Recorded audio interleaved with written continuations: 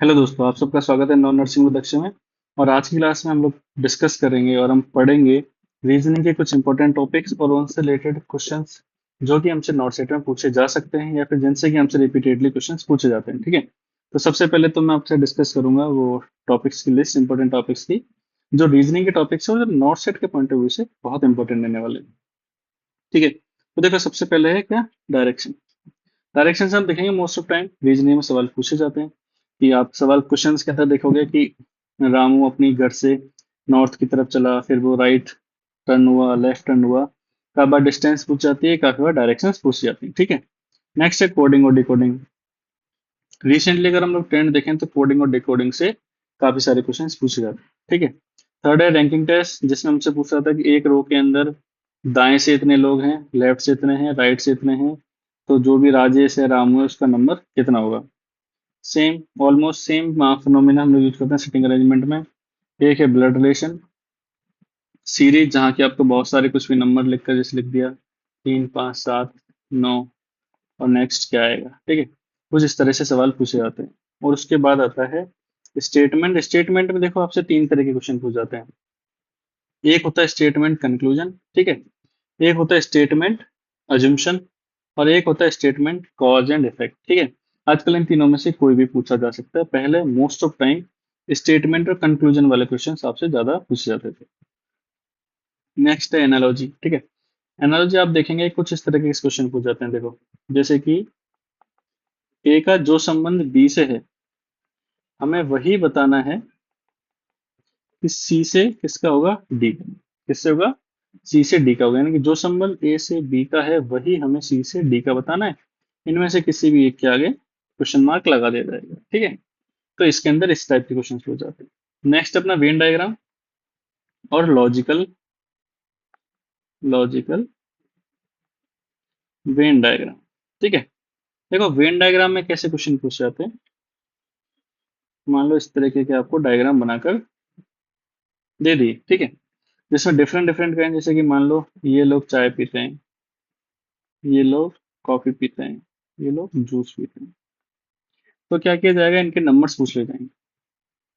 ठीक है, और लॉजिकल वेन डायग्राम में आप देखेंगे बहुत सी बार ऐसे आपको कुछ आकृतियां बनी हुई मिलेंगी।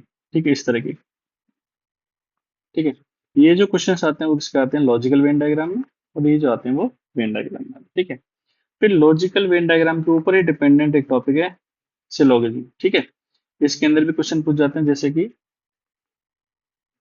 ऑल ट्री आर बसेज, जैसे कि ऐसे क्वेश्चंस आपने देखे हैं। ठीक है, तो देखो इन्हीं इंपॉर्टेंट टॉपिक्स में से हम कुछ क्वेश्चंस की प्रैक्टिस करने जा रहे हैं। तो कोशिश कीजिएगा कि आप वीडियो को पूरा देखें, तब आप ज्यादा से ज्यादा इसके अंदर से इनपुट ले पाएंगे। ठीक है, जैसे मुझे किसी स्टूडेंट कहा था कि सर नॉन नर्सिंग करा दीजिए नॉट सेट के हिसाब से। तो करंट अफेयर हम लोग मोस्ट ऑफ कर चुके हैं। अभी आज हमारी रीजनिंग की क्लास कंप्लीट करेंगे हम, और हम लोग नेक्स्ट डे मैथ की क्लास भी आपके लिए मैं अपलोड कर दूंगा। ठीक है, थैंक यू सो मच इतने सारे सब्सक्राइबर देने के लिए। और आगे भी अगर आपको लगता है क्लास अच्छी लग रही है तो आप और भी लोगों को बताते रहिए। ठीक है, तो चलिए देखते हैं आज की क्लास का पहला क्वेश्चन। ठीक है, देखो आज की क्लास का पहला क्वेश्चन है कि Rahul walked 2 kilometre in the north from his house. ठीक है, कि राहुल अपने घर से नॉर्थ में कितने किलोमीटर गया, 2 kilometre. Then he turn to the right and walked 1 kilometre. Again he turn to the right and walk 2 kilometre. In which direction is he going. ठीक है, देखो जब भी आपसे डायरेक्शन के क्वेश्चन पूछे जाए, आपको सबसे पहला काम क्या करना है कि आपको राहुल की जगह खुद को मान लेना है। ठीक है, स्वयं को आपको जब कभी भी कोई सवाल पूछा जाए तो आपको खुद को मान के चलना है। क्लियर। और एक चीज आपको जो ध्यान रखनी है कि डायरेक्शन आपको जनरली जो से हम मानते हैं नॉर्थ, साउथ, ईस्ट और वेस्ट। ठीक है, आप इसको कैसे भी ध्यान रख सकते हैं। अगर आपने नॉर्थ ऊपर माना है तो जाहिर सी बात है साउथ नीचे ही रहेगा, ये कंफर्म है। अगर आपने ईस्ट ऊपर माना है तो वेस्ट नीचे रहेगा। आप चाहें तो इसको ऐसे भी लिख सकते हैं, जिसको जो भी कंफर्ट लगे वो वैसे इसको मान सकते हैं। ठीक है, अब मैं आपको एक सीधा सा तरीका बता सकता हूँ। ठीक है, देखो अगर आपका फेस अगर आप ईस्ट की तरफ रखते हो, कैसे रखते हो, ईस्ट की तरफ, तो आप देखोगे कि जो नॉर्थ है वो आपके कौन सी साइड आएगा, लेफ्ट साइड आएगा। ठीक है, और साउथ है वो राइट साइड आएगा। देखो राइट साउथ को हम लोग दक्षिण बोलते हैं, दक्षिण हिंदी में, ठीक है। और राइट को हम लोग क्या बोलते हैं, दायां। तो आप इस तरह से भी याद कर सकते हो। आपको इन दोनों में से जो भी इजी लगे वो आप मान सकते हो, ठीक है। ऐसा कोई कंफर्म नहीं है कि जैसा मैं मान रहा हूँ वैसा ही आप लोगों को मानना है। क्लियर? ठीक है। तो देखो सवाल में हमसे बोला गया है कि राहुल अपने घर से 2 किलोमीटर नॉर्थ में चला। ठीक। तो देखो मैं मान के चल रहा हूँ कि मैं इस सिनेरियो को इस तरह से लेके चलूंगा कि ये रहा राहुल का घर। ठीक है। नॉर्थ में ऊपर मान रहा हूँ। तो राहुल नॉर्थ में कितने किलोमीटर गया? 2 किलोमीटर। किधर गया? नॉर्थ में। उसके बाद बोला गया है कि वो किधर टर्न हो जाता है? Right turn. तो आप जब खुद को मानोगे तो आपको राइट और लेफ्ट में कंफ्यूजन नहीं होगा। ये बात आपको ध्यान रखनी है कि जब खुद खुद को मानने का सबसे बड़ा फायदा क्या है कि आपको राइट और लेफ्ट में किसी प्रकार का कोई भी कंफ्यूजन नहीं होगा। ठीक है। तो जैसे अब देखो मैं अगर इधर चल रहा हूँ तो मेरा राइट किधर होगा? इस तरफ होगा। वो भी सी बात है। तो जैसे ही मैं राइट घूमा, मैं मुझे कितना चलना है? 1 किलोमीटर। कितना चला मैं? 1 किलोमीटर। ठीक है। उसके बाद उसने बोला दोबारा राइट लेना है। अब देखो अगर मैं इधर राइट चल रहा हूँ तो मेरा अगला राइट किधर होगा? इस तरफ। और उसने बोला कि दोबारा राइट लेने के बाद वो कितना चलेगा? 2 किलोमीटर। कितना चलेगा वो? 2 किलोमीटर। ठीक है। तो देखो पहले वो ऐसे भी 2 किलोमीटर गया ऊपर, फिर राइट गया 1 किलोमीटर, फिर नीचे आके फिर से 2 किलोमीटर। यानी कि अगर मैं लाइन पे बात करूं तो वो उसी लाइन पर है जिस लाइन पर कि उसका घर था पहले। क्लियर? तो वहीं खड़ा हुआ है जिस लाइन पे कि उसका घर था।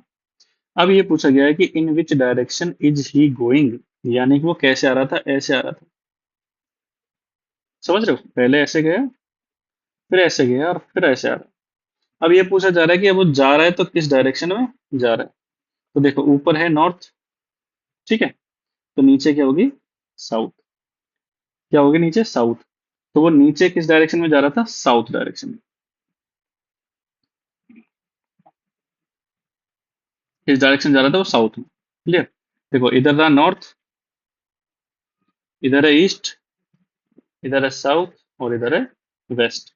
अब उसका फेस किस तरफ जाने के लिए तैयार हो रहा है? साउथ में जाने के लिए। ठीक है। तो किधर जाता है? वो साउथ में।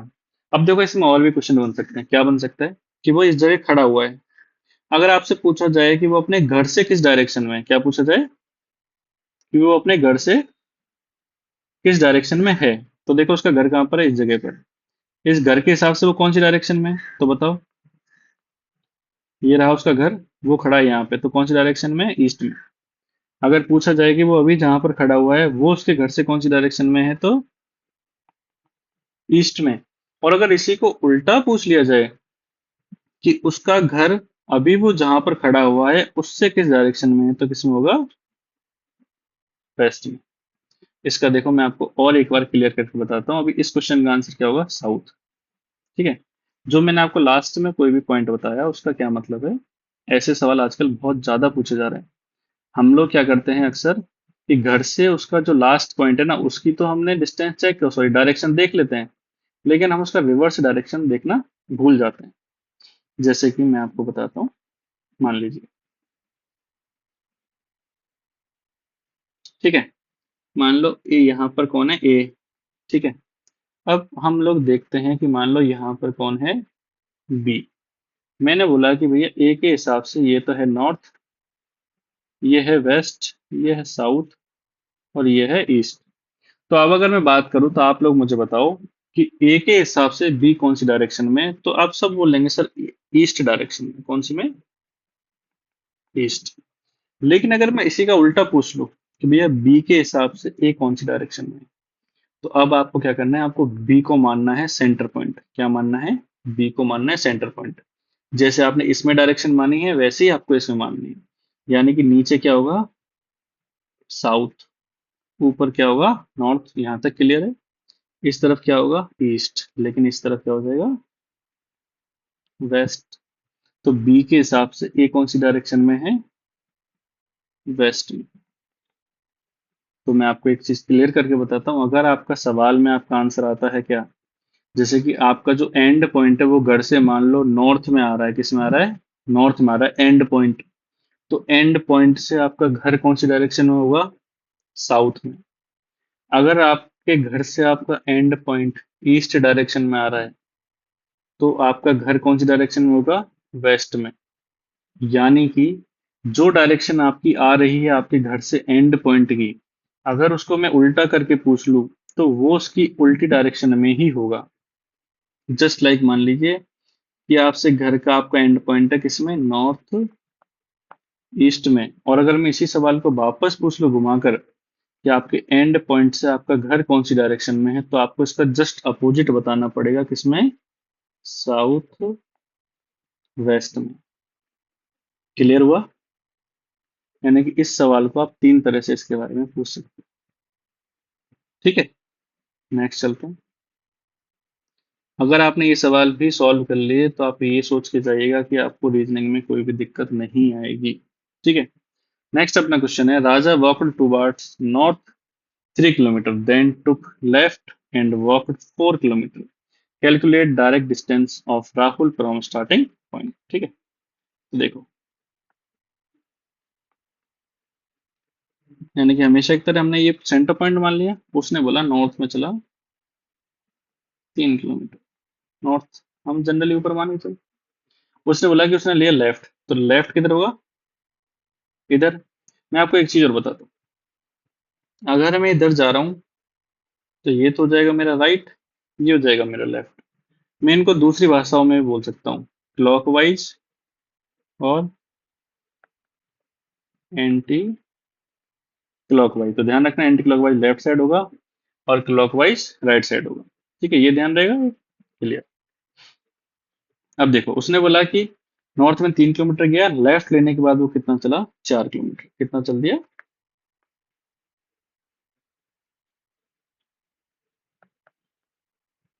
अब सवाल ये है कि यहां से आगे कुछ नहीं दिया हुआ, उसने पूछा है आपको बताना है कि इस पॉइंट की, इसके स्टार्टिंग पॉइंट से डायरेक्ट डिस्टेंस कितनी होगी। ठीक है, अगर कभी भी इस तरह का सवाल पूछा जाए और जहां आपको डायरेक्ट डिस्टेंस निकालनी हो और ट्रायंगल बन रहा हो, क्या बन रहा हो, ट्रायंगल, क्या ध्यान रहेगा, ट्रायंगल बन रहा हो जिसके अंदर एक एंगल कितना हो, 90 डिग्री का, तो वहां पर आप क्या लगाओगे, पाइथागोरस थ्योरम। क्या लगाओगे आप,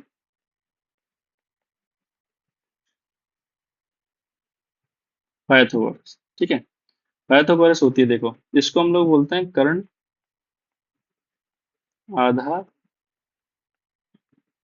और लंब। यानी कि 90 डिग्री की जो सामने वाली भुजा है, जो कि सबसे बड़ी होती है, उसको क्या बोलते हैं, कर्ण। ठीक है, तो इसका फॉर्मूला होता है कर्ण स्क्वायर बराबर लंब स्क्वायर प्लस आधार का स्क्वायर। ठीक है, ये तो हमें निकालना है, यानी कि एक्स का स्क्वायर। लंब कितना है अपना, कोई सा मान सकते हो, 4 का स्क्वायर प्लस 3 का स्क्वायर, कितना हुआ, 16 प्लस 9।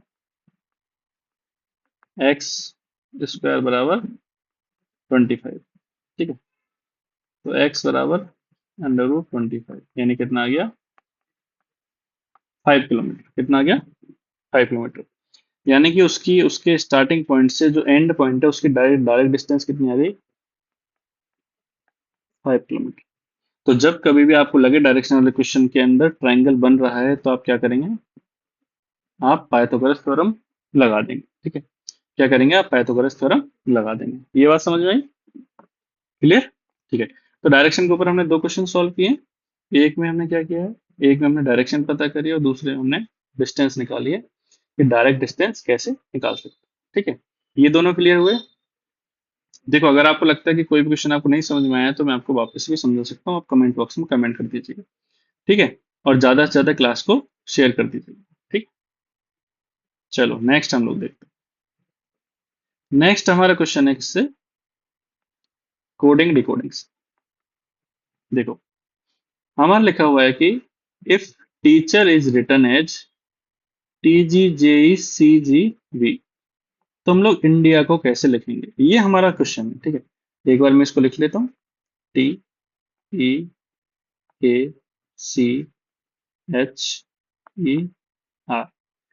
अगर मैं इसको किस तरह से लिख रहा हूँ,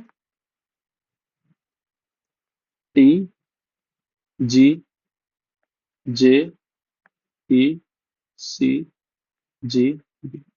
देखो कोडिंग और डिकोडिंग में तो ये है कि आपको जितने आप एक्सरसाइज करते हैं उतनी ही आप चीजें सीखते हैं। मैं आपको कुछ बेसिक्स बताता हूँ कि आपको ये चीजें तो अप्लाई करके देखनी है, ठीक है। उसके बाद फिर अगर आपको लगता है कि अप्लाई नहीं हो रही है, फिर आपको कुछ और अप्लाई करना है। देखो सबसे पहले कभी जब कोडिंग डिकोडिंग का क्वेश्चन आता है तो आप उसके अंदर क्या देखते हैं।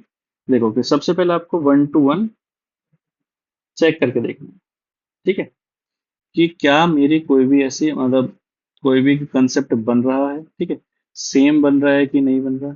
कोई मैं क्या मैं कोड को डिकोड कर पा रहा हूँ नहीं। देखो जैसे कि बोलो इन्होंने टी को टी लिखा हुआ है, क्लियर, मतलब कोई भी चेंज नहीं है।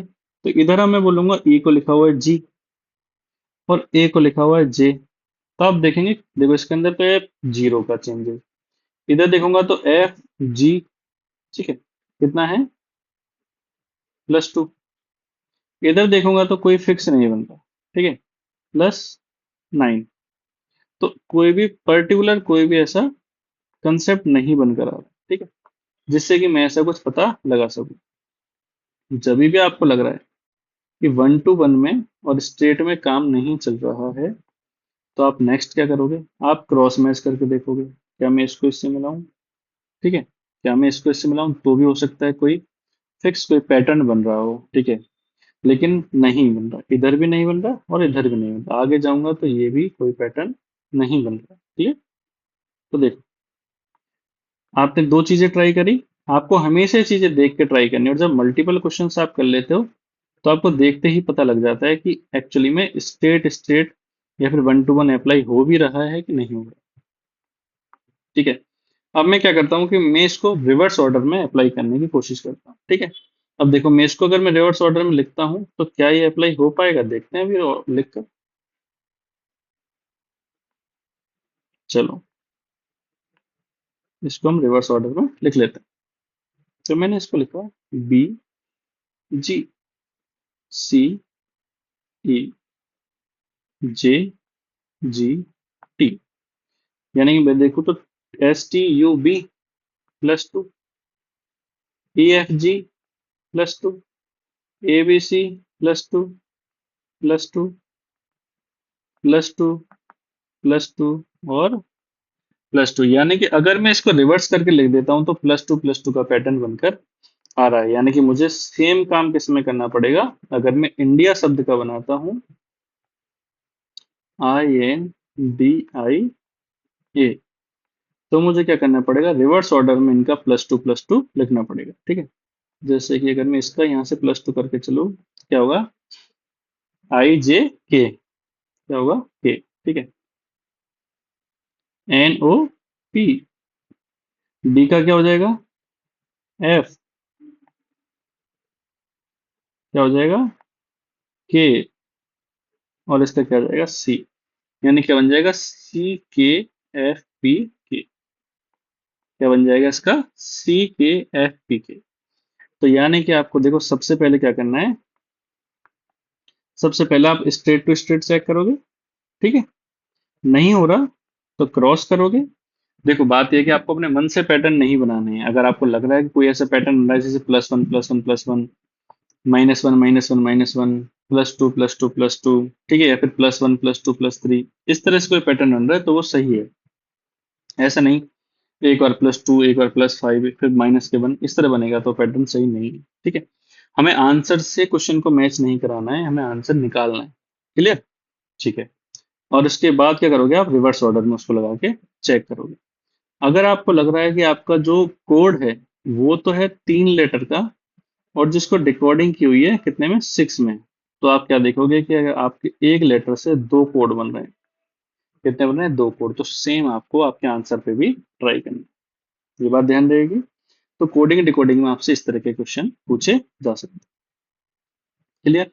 चलो नेक्स्ट मैं आपको बताता हूँ सीरीज अल्फाबेट से, ठीक, अल्फाबेटिकल ऑर्डर से। Which letter is 10th from right of 8th from left in English alphabet.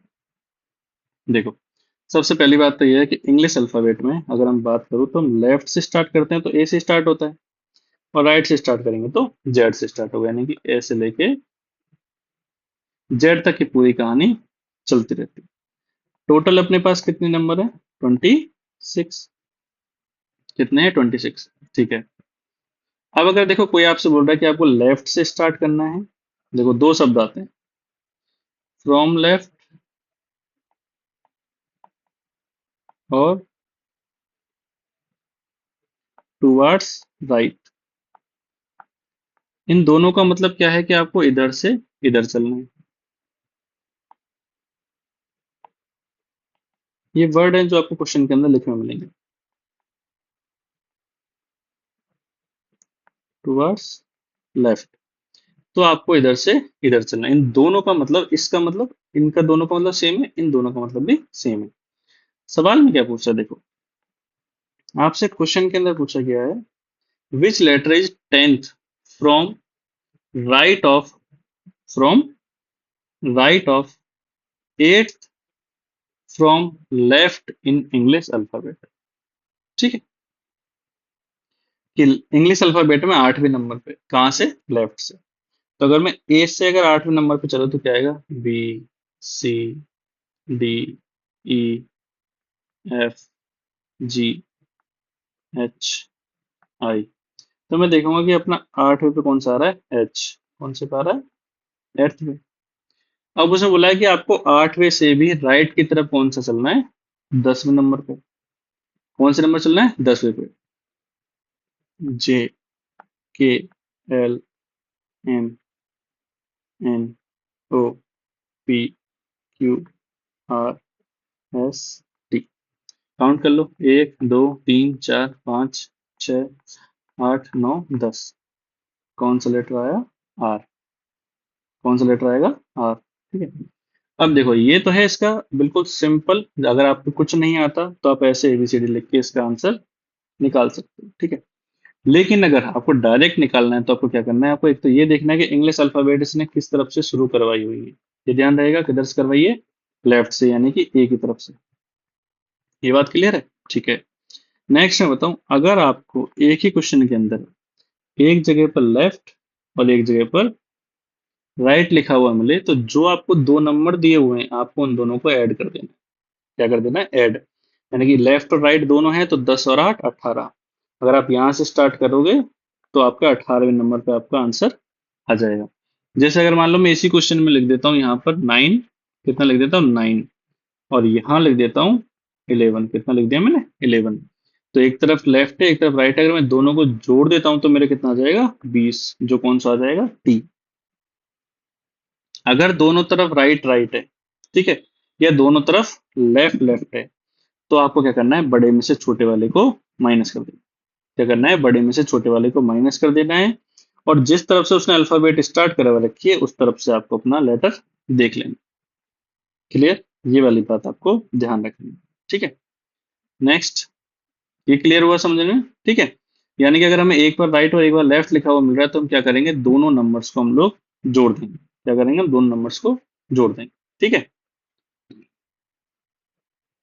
चलो नेक्स्ट देखते हैं।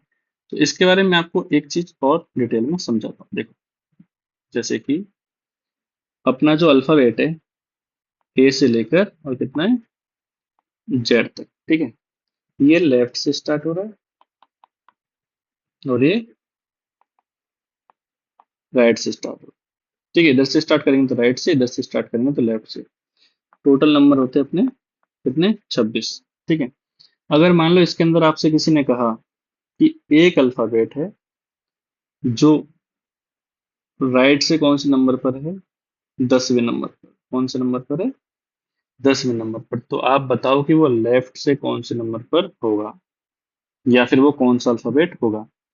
ठीक है। तो देखो हमें क्या राइट से थोड़ा सा काउंट करना मुश्किल होता है कि कौन सा अल्फाबेट आ जाएगा, लेकिन अगर हमें ये पता है कि राइट से वो 10वें नंबर पर है तो लेफ्ट से कौन से नंबर पर होगा, इसके लिए हमें क्या करना होता है? टोटल में हमें +1 करके और इस नंबर को माइनस कर देना होता है। यानी 26 में से माइनस नहीं करेंगे हम, किस में से करेंगे हम?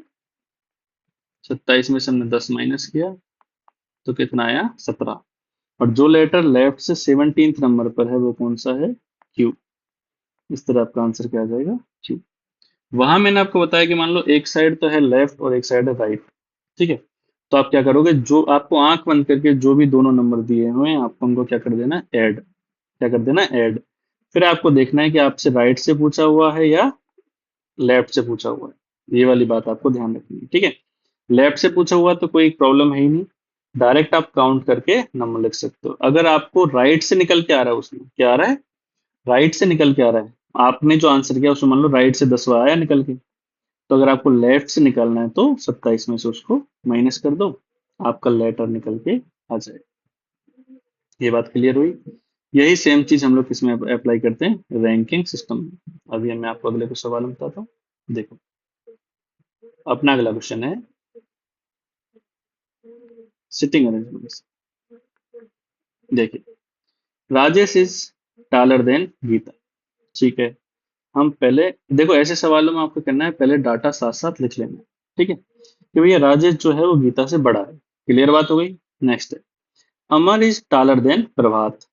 क्लियर, यानी भैया जो अमर है क्या है, वो प्रभात से बड़ा है।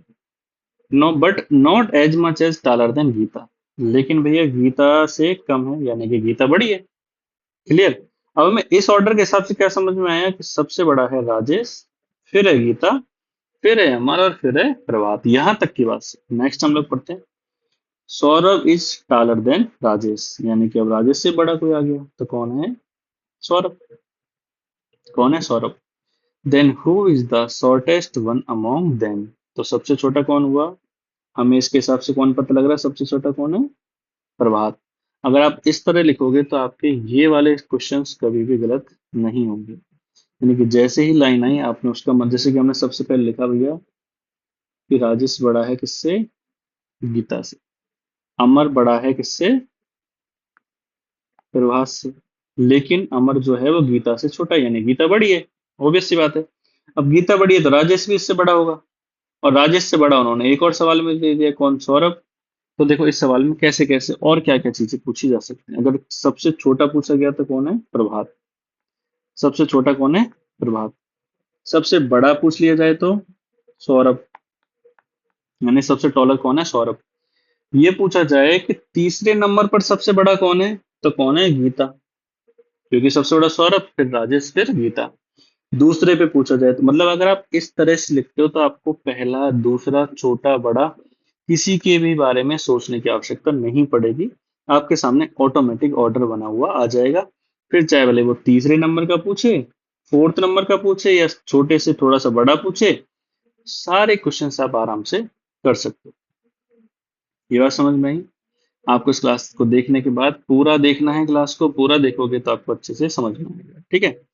और जैसे ही है अभी आपको क्लास समझ में आए, आपको कमेंट बॉक्स में कमेंट जरूर करना है, जितना हो सके आप क्लास को शेयर कर दीजिएगा, ताकि मैं आपके लिए मैथ की क्लास भी जल्दी से जल्द लेकर आ सकूं। क्लियर, ठीक है। नेक्स्ट हम लोग चलते हैं, इन अ क्लास ऑफ 40 स्टूडेंट, की भैया 40 स्टूडेंट की क्लास है, कितने की, 40 स्टूडेंट की। रेनू है 7वें नंबर पे, अहेड ऑफ अशोक, यानी कि अशोक से आगे है 7 number. Clear. If Ashok is 17th from the bottom, okay, then what is the Renu's rank from top. यानी कि कुछ इस तरह से कहानी, तो भैया ये कोई टेबल है। क्लियर। इस टेबल के अंदर नीचे से 17वें नंबर पे कौन है, अशोक। कौन है, अशोक। और इससे अगर मैं ऊपर चलूंगा 7वें नंबर पे तो कौन आ जाएगी, रेणु, यानी कि 1 2 3 4 5 6 7, यहाँ पे कौन है, रेणु। अब देखो नीचे से अगर मैंने काउंट किया तो ये तो है 17, तो ये कौन सा हो जाएगा, 18 19 20 21 22 23 24। यानी कि भैया नीचे से रेणु कौन से नंबर पर आ गई, 24th नंबर पे आ गई रेणु। ठीक है। तो अब हमें बताना है कि ऊपर से रेणु कौन से नंबर पे है। तो देखो, अगर हम इस चीज को ऐसे करें, देखो इस चीज का फॉर्मूला क्या होता है, जब कभी भी आपको इस तरह से कुछ भी निकालना हो तो उसका फॉर्मूला क्या है मैं आपको बता देता हूँ। देखो टोटल अगर निकालना है आपको तो क्या होगा, राइट प्लस लेफ्ट माइनस का 1। लेकिन अगर आपको किसी भी एक साइड से निकालना है, चाहे तो आप इसको ऐसे लिख सकते हो, बॉटम प्लस टॉप माइनस 1। लेकिन अगर आपको किसी भी एक साइड से निकालना है, जैसे मान लो आपको अभी टॉप से निकालना है, ठीक, तो आप टॉप को तो यहीं रहने दो, बाकी की चीजों को इधर ले आओ। यानी कि टॉप बराबर क्या हो जाएगा, टोटल +1 माइनस बॉटम। क्लियर? तो देखो टोटल कितने हैं अपने पास, 40 +1 माइनस कितना है अपने पास, नीचे से कौन से नंबर पर है वो, 24th नंबर। क्लियर? तो हमने क्या किया, 41 माइनस 24 कितना आया, 17। यानी कि अगर कोई पूछे कि रेनू टॉप से कौन से नंबर पर है, तो कौन से नंबर पर है, 17। ये आपका एक सीधा सा जवाब हो जाए। क्लियर? कि टॉप से कौन से नंबर पर है, 17 नंबर पर। ये आपका यूनिवर्सल फॉर्मूला है जो कि आप अप्लाई कर सकते हो। हमने इसको जैसे मान लो मुझे टॉप से निकालना, तो मैं कैसे निकाला, टॉप को वहीं के वहीं रखा और माइनस को जब इधर लेके गए तो प्लस का हो गया, और बॉटम जो प्लस का था उसको लेकर गए तो वो माइनस का हो गया। क्या हो गया, वो माइनस का हो गया। ये ध्यान रहेगा। ठीक है? तो इस तरह से आपको जब कभी भी आपसे चाहे तो राइट टू लेफ्ट पूछ ले, इसके भी मैंने आपको लिखा हुआ है, चाहे वो आपसे टॉप टू बॉटम पूछ ले, कुछ भी चेंज नहीं होगा, सारी चीजें सेम रहने वाली हैं। ये आपको ध्यान रखना है। क्लियर हुआ? ठीक। आगे चले, चलिए चलो अब बात करते हैं हम लोग ब्लड रिलेशन में। ठीक है, चलो देखो, A and B are sisters कि भैया आपको हर एक क्वेश्चन में, रीजनिंग में सबसे आपका जो इम्पोर्टेंट पार्ट रहता है वो क्या है, कि आपको क्वेश्चन को अच्छे से पढ़ना है। अगर आपने क्वेश्चन अच्छे से पढ़ा मतलब आपका आधा सा क्वेश्चन सॉल्व है, आपको कोई टेंशन लेने की आवश्यकता है ही नहीं। ठीक है? आप जब भी आप इस क्लास को पूरा देख चुके होंगे, आप इन क्वेश्चंस को समझ चुके होंगे और सॉल्व कर चुके होंगे, आपकी रीजनिंग की हेडेक बिल्कुल खत्म हो जाएगी। That's my promise. क्लियर?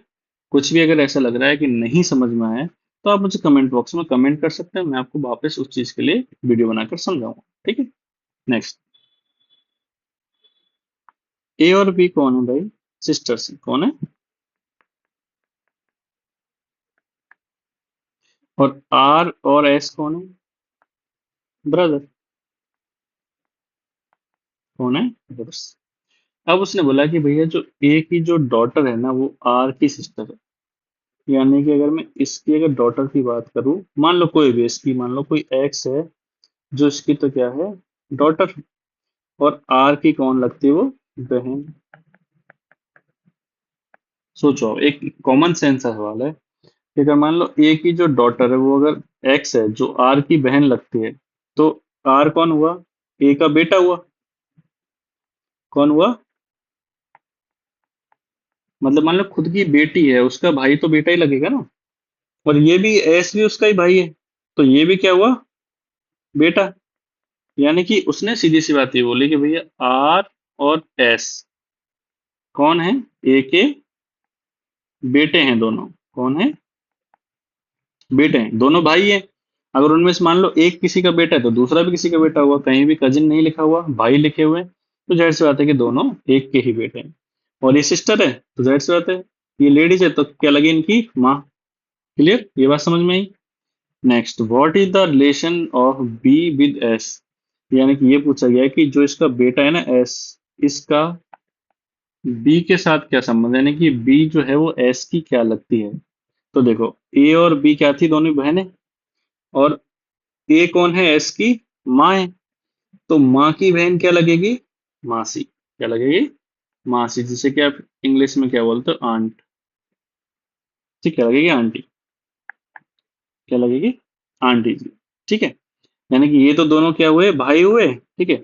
ये दोनों हुई बहन, ये दोनों भाई किसके बेटे हैं, ए के बेटे हैं, तो जो ए की बहन है वो इनकी क्या लगेगी, मासी। ये वाली बात भी आपको ध्यान रखनी है। ठीक है? क्लियर? ये भी समझ में आया। देखो, और इसके बाद जब भी हमारा नॉट सेट का पेपर हो जाएगा, क्योंकि अभी कम टाइम है, इसलिए हम केवल जो एक्सरसाइज हमारे काम की है मैं आपको केवल वही करवा रहा हूँ। कोशिश कीजिएगा कि आपको जितना समझ में आए, आप उसको जितनी बार देखेंगे उतना ही आपको समझ में आएगा। ठीक है? बहुत ईजी है, कुछ भी टिपिकल आपसे नहीं पूछा जाता है। इसके बाद मैं आपको हर एक टॉपिक के 10-10 एक्सरसाइज करवाया करूंगा, जो कि आपके आरआरबी और जो आरएमएल का आपका नेक्स्ट पेपर आएगा उसमें आपके लिए बहुत हेल्पफुल रहने वाले हैं। ठीक है? तो जितना हो सके कमेंट कीजिएगा और जितना हो सके चैनल को शेयर कीजिएगा और सब्सक्राइब करके रखिएगा। ठीक है। ओके, नेक्स्ट हम लोग देखते हैं सीरीज से रिलेटेड क्वेश्चन। देखो, ये है 3। ऐसे ये क्वेश्चन कैसे आते हैं, सीरीज के आते हैं। 3 के बाद क्या लिखा हुआ है, 10। 10 के बाद क्या है, 20, 33, 49, 66। क्वेश्चन ये पूछा जाता है कि भैया नेक्स्ट इसके बाद में क्या आएगा। क्लियर। और बात क्या है, बात यह है कि हमें बताना है कि ये कैसे एक दूसरे से रिलेशन में है, ताकि नेक्स्ट हमें पता लग सके। समझ रहे हो कि कैसे एक दूसरे के साथ रिलेशन में, कि हमें नेक्स्ट पता लगे। तो देखो, अगर मैं इन दोनों में रिलेशन देखूं तो मुझे क्या क्या रिलेशन देखने को मिल रहा है। एक तो +7, एक रिलेशन। दूसरा क्या कहता है, 3 का स्क्वायर +1, ये भी हमें पता लग रहा है, ठीक है भाई साहब। या फिर 3 × 3 +1। मैं केवल अभी आपको संभावनाएं बता रहा हूँ जो कि आपको वहां लेकर चलनी है या फिर आपको देखनी है। ठीक है, ऐसा थोड़ी ना कि जो मैंने बताया सेम आपको आप वहां अप्लाई कर पाओ। तो आपको बहुत सारी संभावनाएं यहाँ पर सीखने की, आप क्या क्या चीजें अप्लाई कर सकते हो। यानी कि आप इसमें ये रिलेशन भी चेक करो, ये भी चेक करो, और ये तो हमें दिख ही रहा है। अब ठीक है साहब, अब अगर मैं इसमें और इसमें देखूँ तो, समझ पा रहे हो? इसमें और इसमें देखूँ तो क्या क्या रिलेशन देखो, +10। ठीक है। और इधर से देखूँ तो, यानी कि अब ये तो नहीं बैठेगा। समझ में आ गई बात, ना ही ये बैठेगा। तो ऐसा तो कुछ अभी तक हमें अप्लाई नहीं कर सकते। इसमें देखते हैं, +7 आया, +10 आया, इन दोनों में कितने का गैप है, +3 का। ठीक है। नेक्स्ट अगर मैं चेक करूँ तो कितना आया, +13, यानी कि फिर कितने का गैप है, +3 का। यानी कि डिफरेंस का भी डिफरेंस है जिसका कि पैटर्न बनकर आ रहा है। नेक्स्ट क्या, तो कितना आया, +16, यानी कि +3 का। ये 19, तो सेम +3 का। अब अगर नेक्स्ट भी मुझे क्या करना पड़ेगा, 22, जो कितना रहे, +3। तो 68 में जब आप 22 जोड़ोगे तो आपका आंसर कितना आ जाएगा, 90। कितना आ जाएगा आपका, 90। ठीक है, ये क्लियर आया समझ। तो ऐसे आपको इतनी सारी संभावनाएं इसके अंदर जोड़कर देखनी है। ठीक है। अब देखो, ये है जब कभी भी कोई छोटे डिजिट से स्टार्ट हो रहा हो तो आपको क्या क्या संभावना देखने को मिल सकती है। देखो, बहुत इजी पूछा तो आपको नेचुरल नंबर की सीरीज देखने को मिल सकती है,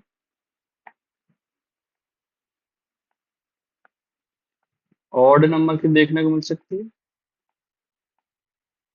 ऑड नंबर की मिलेगी तो कैसे मिलेगी, 1, 3, 5, 7, 9 ऐसे कर। इवन की होगी तो 2, 4, 6, 8, 10 ऐसे करके। और प्राइम की हुई तो इसको स्टार बना लेना, अभी तक पूछी नहीं गई है, शायद पूछी जाए। 2, 3, 5, 7, 11। ठीक है। प्राइम नंबर क्या होते हैं, जो या तो 1 से डिवाइड होते हैं या फिर खुद से डिवाइड होते हैं, और 1 किसी प्रकार का भी प्राइम नंबर नहीं होता। ये स्टार्ट होगी तो कैसे होगी। ठीक है। देखो, ये तो है कुछ बेसिक सीरीज। अब देखो, इनको अलग अलग तरीके से पूछा सकता है। मान लो इसका स्क्वायर करके पूछ लिया, क्लियर। स्क्वायर में +1 करके पूछ लिया, स्क्वायर में -1 करके पूछ लिया। तो ये मल्टीपल क्वेश्चन यहाँ से बन सकते हैं। ये मैं आपको जब सीरीज के पूरी सीरीज पढ़ाऊंगा, उसके प्रैक्टिस करवाऊंगा, तब मैं आपको सारे क्वेश्चंस बताऊंगा। ठीक है। लेकिन ये एक सवाल आया तो मैंने कहा इससे रिलेटेड आपको चीजें बता देता हूँ। क्लियर। ये आपको ध्यान रखना है कि अगर मान लो कोई भी छोटे नंबर की सीरीज पूछ जाए तो सबसे पहले आपको ये सारे के सारे नंबर ध्यान आने चाहिए। क्लियर। चलो, तो देखो, अगर मैं इस सीरीज के बारे में बात करूं तो इसमें क्या क्या है, देख। चलो, देखो, क्या है, 1 के बाद है 3। अब मैं इसमें कैसे कैसे कर सकता हूँ, +2 का गैप है, मल्टीप्लाई मल्टीप्लाई करता हूँ तो 3 से मल्टीप्लाई हो जाए। ठीक है साहब। इधर करूँ तो कुछ नहीं है, यानी कि सेम लिखा हुआ है, +0 है, 1 से मल्टीप्लाई हो रहा है। इससे इस पे जाऊं तो +2 है, कोई मल्टीप्लाई का ऑप्शन नहीं है। इधर जा रहा हूं तो मल्टीप्लाई में 3 या +10, यानी कोई पर्टिकुलर हमें पैटर्न देखने को नहीं मिल रहा।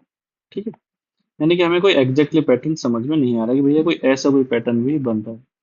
तब देखो, जब आपको लगे ना कि छोटे छोटे नंबर है और एग्जैक्टली पैटर्न नहीं बन रहा, तो आपको अल्टरनेट भी ट्राई करना है।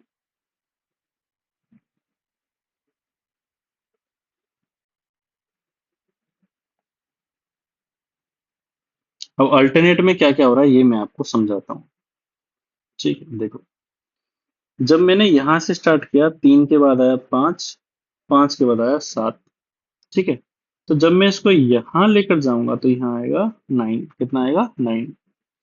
कैसा है? ऑड नंबर है, +2 करके आगे चल रहा है। लेकिन क्योंकि हमें तो निकालना है ये वाला, अगर मैं इसमें चेक करूँ तो 1 के बाद आया 3, 3 के बाद आया 15, और उसके बाद देखते हैं क्या आता है। तो 1 के बाद 3 कैसे कैसे आ सकता है? 3 के बाद 15 आ रहा है। तो देखो, अगर मैं इसको मल्टीप्लाई करता हूँ 3 से तो कितना आ जाएगा? 3। इसको करता हूँ 5 से तो कितना आ जाएगा? 15। तो इसको मुझे करना पड़ेगा 7 से। किससे करना पड़ेगा? 7 से। और 15 सत्ते 105, 105। यानी कि हमेशा कंपलसरी नहीं है कि आपको सेम सेम, यानी कि next one to next one ही कुछ पैटर्न देखने को मिल जाए। काफी बार ऐसा होता है कि आपको अल्टरनेट पैटर्न्स भी देखने को मिल सकते हैं, तो आपको इनके लिए भी प्रिपेयर रहना होगा। क्लियर? तो मैंने आपको क्या बताया, या तो इस तरह से पैटर्न देखने को मिल सकता है, डिफरेंस का भी डिफरेंस कॉमन हो सकता है, या फिर natural number, odd number, prime number, even number की सीरीज देखने को मिल सकती है, उनके स्क्वायर की सीरीज देखने को मिल सकती है, स्क्वायर में +1 या -1 भी हो सकता है। क्लियर? ठीक है, नेक्स्ट देख। नेक्स्ट मैं आपको बताता हूँ कि नेक्स्ट हमने लिया है स्टेटमेंट ऑफ कंक्लूजन वाला क्वेश्चन। कौन सा लिया है हमने? स्टेटमेंट ऑफ कंक्लूजन वाला क्वेश्चन। यह है स्टेटमेंट ऑफ कंक्लूजन। देखो, स्टेटमेंट है कि only good people die at young age. ठीक है, only good people die at young age, कि भैया केवल सही लोग ही हैं जो यंग एज में मर जाते हैं। ठीक है, उन्होंने बोला कि कंक्लूजन हमने दिए हुए हैं 1 और 2, आपको बताना है कि 1 सही है, 2 सही है, या फिर दोनों सही है, या फिर दोनों गलत है। इस तरह से हमारे पास ऑप्शन इसके अंदर आते हैं। तो देखो, फर्स्ट है, not any good person alive till as. समझ रहे हो? इसका कहने का मतलब है कि कोई भी अच्छा आदमी है जो ओल्ड एज तक नहीं टिकता है। क्या बताओ, इस स्टेटमेंट के हिसाब से कंक्लूजन सही है या गलत है? बिल्कुल गलत है। क्यों गलत है? उसने केवल ये बोला है कि भैया अच्छे लोग ही यंग एज में मर जाते हैं, उसने ये नहीं कहा कि सारे के सारे अच्छे लोग ही यंग एज में मर जाते हैं। समझ रहे हो? अगर इसमें ये लिखा आता ना कि all good people die at young age, तो ये वाला कंक्लूजन सही होता। लेकिन अभी क्या है? गलत। उसने ये नहीं कहा कि सारे के सारे अच्छे लोग ही यंग एज में मर जाते हैं। ठीक है, सेकंड है, all persons alive till old age are bad. यानी कि इसी का सेकंड रूप दे दिया इसने, कि जो भी लोग ओल्ड एज तक जीते हैं वो सारे के सारे बुरे लोग होते हैं। ऐसा तो नहीं है। उसने ये तो नहीं बोला कि सारे के सारे अच्छे लोग मर जाते हैं। तो देखो, ये है स्टेटमेंट कंक्लूजन वाले क्वेश्चन। ठीक है, कि आपको स्टेटमेंट पढ़ना है, उसके हिसाब से क्या कंक्लूजन निकाला गया है, ये आपको देखना है कि कंक्लूजन सही है या गलत है। अब देखो, इसी को अगर मैं अजम्पशन में ट्राई करूँ ना, कि इससे क्या क्या अजम्पशन लगाए जा सकते हैं, तो वो भी आपको देखना है कि अजम्पशन भी सही है गलत। देखो, मान लो एक अजम्पशन आपको दे दिया, ठीक है, कि all good people have cancer at early age. यानी कि इसने अजम्पशन लगा लिया कि भैया सारे अच्छे लोगों को अर्ली एज में कैंसर हो जाते हैं, इसलिए वो मर जाते हैं। ठीक है, तो ये अजम्पशन भी गलत है। केवल मरने के कारण कैंसर तो नहीं हो सकता। ठीक है, कोई दूसरे कारण भी हो सकते हैं। यानी कि अब इसके आधार पर इसने क्या लगाया? अजम्पशन, जो कि क्या था? गलत। ठीक है, तो कंक्लूजन भी दिया जा सकता है और अजम्पशन के आधार पे भी क्वेश्चंस पूछे जा सकते हैं। ठीक है, नेक्स्ट। अगर आप लोग कहेंगे तो मैं 14 से पहले एक और रीजनिंग क्लास लेकर आ सकता हूँ, अगर आपको लगे कि sir this is not enough, आपको आप हमें और समझा दीजिए तो हमें और अच्छा लगेगा। क्लियर? ठीक है।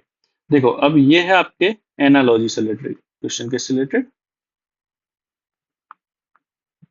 है? एनालॉजी से रिलेटेड। ठीक है।